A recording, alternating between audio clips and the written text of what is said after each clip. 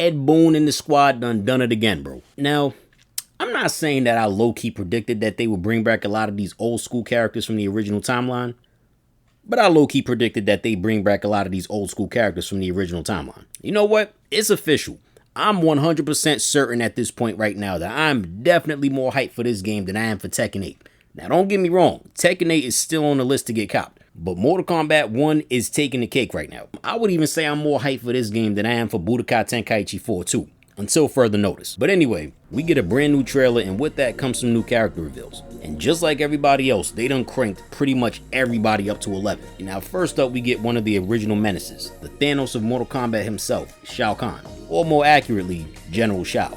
Now, I didn't really expect them to bring him back, but I'm actually digging his redesign. Of course, I'm not surprised that he's still his usual self. I mean, like, let's keep it a stack, bro. Shao Kahn and Shang Tsung are like Frieza in the Dragon Ball universe. No matter what timeline or what universe you find them in, they're always gonna be exactly who they are. Now, General Shao is back on his bullshit, and he's more than willing to start wars with Liu Kang because he'd rather box than break bread with him. Right now, he serves under Empress Sindel, but hey, knowing how Shao operates, we'll see how long that lasts. Speaking of which, we then get a reveal of Empress Sindel.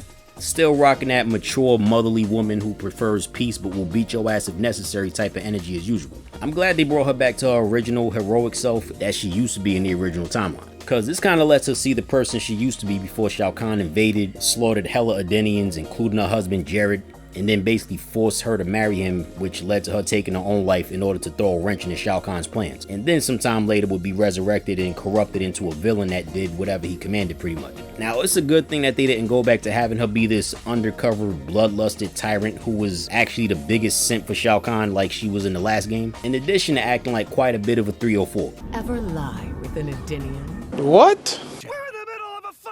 Now, while I don't mind her being a villain, it just wasn't done in a way that made sense. You know, it made a lot of sense to say that she got corrupted after her resurrection and that's why she's evil now. But to just say that she was secretly evil the entire time, it just don't make no sense, bruh. They basically just retroactively changed her past to say that she was never corrupted by Khan, but that she was always evil and actually was the one who murked her husband herself, which of course made no damn sense, especially when you take into account that she was basically head over heels for Jared. Now, of course, when she first met him, she wasn't so sure about that, but when she found out that Jared was actually a really good dude, she was like, well, alright now. And when Jared got killed during Shao Kahn's invasion, she was heartbroken like a motherfucker. I mean, she was utterly distraught. And part of the reason why she was so protective of Katana in the original timeline was not just because she was her daughter, but also because Katana was like the only remnant of Jared that Sindel had left. But in Mortal Kombat 11, they just threw all that shit out the window. And Sindel was like, Jared? That nigga was a bitch. I killed him myself. Like, hold up. The fuck? Something's not right here.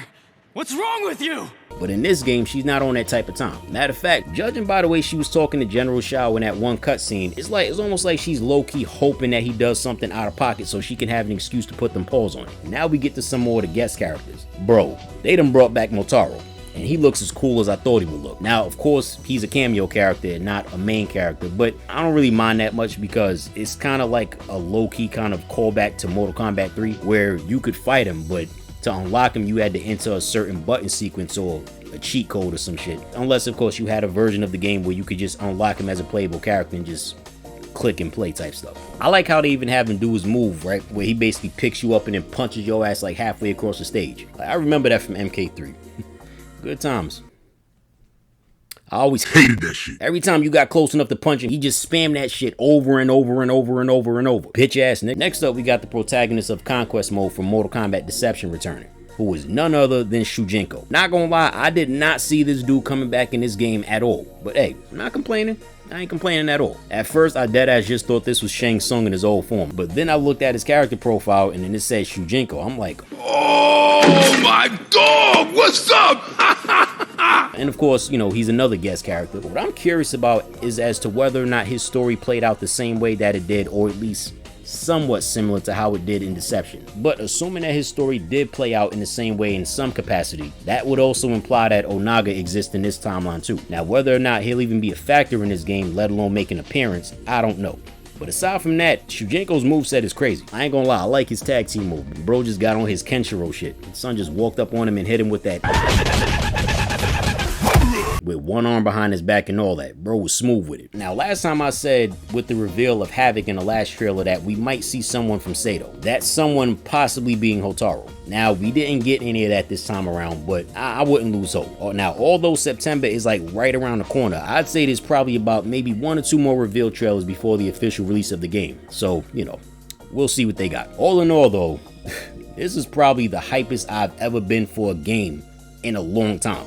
I mean, the last time I've been this hyped for a game was like, I don't know, Resident Evil 5, I think. And that was back in 2009. I mean, gaming honestly just hasn't been as exciting as it used to be when I was a kid. But right now, bruh, I almost feel like a kid again with the hype that this game is bringing. Like, every single reveal trailer is like an appetizer before the meal comes to the table. I mean, Mortal Kombat 1 is more than likely gonna be one of the best Mortal Kombat games ever. Like, yo, this joint right here looks like they took all of the best things about all of the previous Mortal Kombat games and said, let's put all that shit into one game. I mean, they done brought back classic characters from the original universe. They done brought back classic outfits. Bro, they even brought back classic fatalities. They got Jax doing the fatality where he turns giant and then curb stomps his opponent. Yo, they even brought back Cyrax's fatality when he just opens his chest and drops hella bombs on the ground and just blows up the planet. When I saw that, I was like, get the fuck out of here, bro. It's almost like the developers was like, yo, we want these motherfuckers to play this game for like at least 10 to 15 years after we release it. Now, I haven't played the beta release yet, mainly because I don't have a PS5 yet, but also because I'd rather just play the full game when it drops. Right now,